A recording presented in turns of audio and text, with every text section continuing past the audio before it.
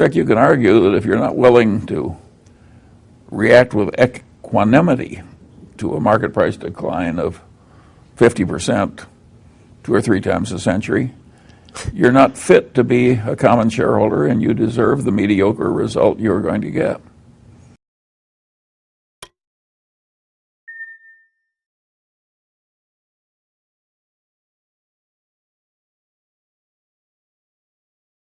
We have the mindset of the person that's buying the whole business at the price you would realize by multiplying the price we're paying by share by the number of outstanding shares. And we want the price for the whole business so calculated to look very attractive. So we like buying individual shares at a price that's lower than we think a rational person would pay if he could buy the whole business.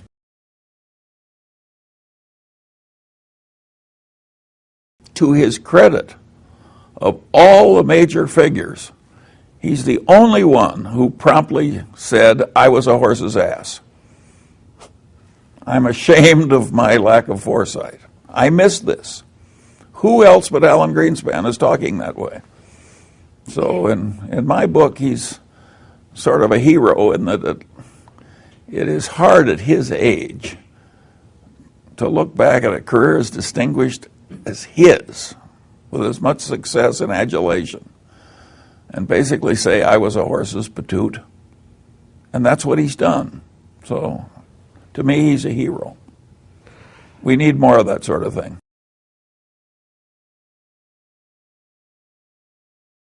How worried are you by the declines in the share price of Berkshire Hathaway, the difficulties the company's in? No? This is the 3rd time that Warren and I have seen our holdings in Berkshire go down top tick to bottom tick by 50%.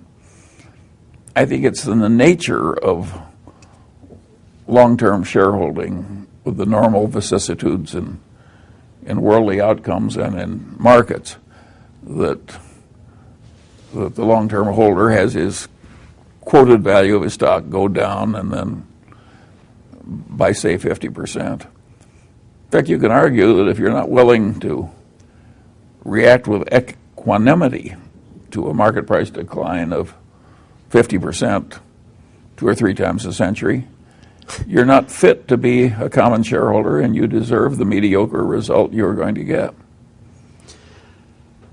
compared to the people who do have the temperament, who can be more philosophical about these market fluctuations.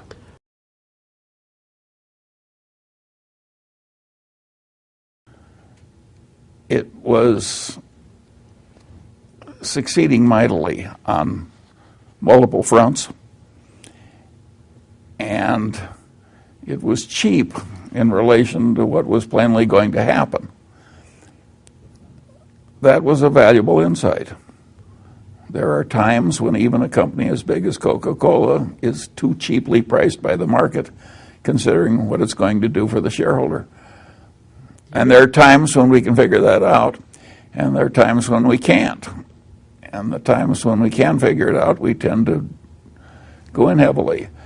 For many, many months, we were buying as much Coca-Cola as we could buy, roughly a third of the volume trading, every day for months. So we were very aggressive in buying into Coca-Cola.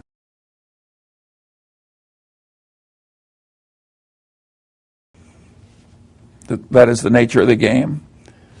And the reason it's worked as well as it has is that the people in the middle have sort of, over time, tuned out the idiots on both sides. But every once in a while, the idiots get in control. And of course, that has terrible consequences. So you're really That's the nature of the system. You're thinking of the last 10 We went 15 way years. too far in financial deregulation. And people were making so much money, and the economy was doing so well because it was being puffed up by this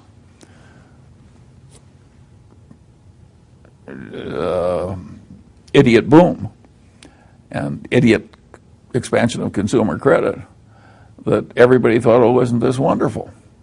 And of course, it was, your life for the next 3 weeks would be more pleasant if you went on heroin, but it would totally destroy you over the long pole. And that's what an economy does when it allows itself to be seduced by the potential for an idiot boom into allowing all this gross immorality and this craziness to take over.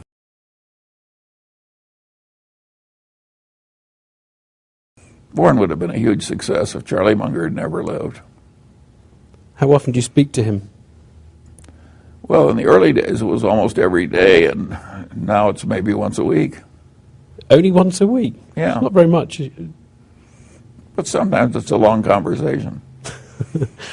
You and Warren are very much a double act in the chairman and vice chairman of the company. At some point, you want to probably retire, don't you? Step down, rest a bit? Well, I don't think either of us wants to quit except as the laws of physiology force it. And that, no doubt, will be soon on us. But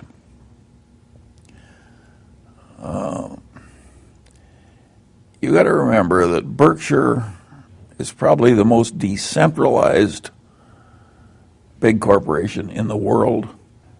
I think the very decentralization of Berkshire and the extreme pockets of talent in all the subsidiaries will give Berkshire a very respectable future long after we're gone. And you've got to remember that we started with a little nothing.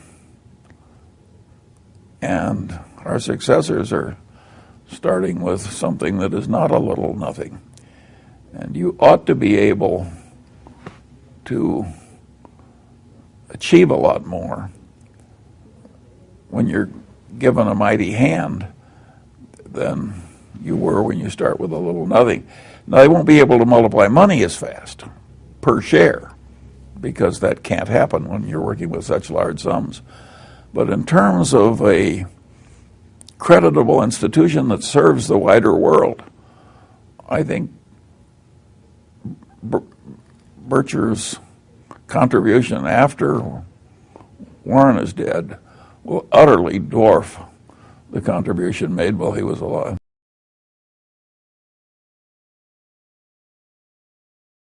We have to deal in things that we're capable of understanding. And then once we're over that filter, we have to have a business with some intrinsic characteristics that give it a durable competitive advantage.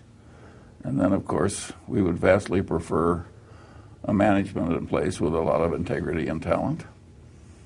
And finally, no matter how wonderful it is, it's not worth an infinite price. So we have to have a price that makes sense and gives a margin of safety considering the natural vicissitudes of life. That's a very simple set of ideas.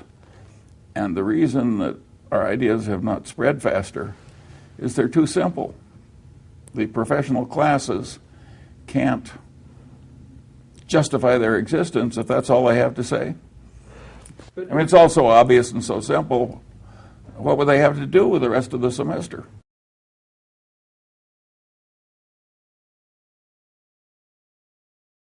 Attracts and rewards what I call a locker room culture. They're the people who just have to win at football or soccer or something like that. And in the nature, they're just so competitive that whatever A is doing, they have to be as good or better than A. And of course, Warren and I don't have those compulsions. And I would rather live my way than theirs. They do enormous damage to the rest of us with their damn locker room culture that has to win.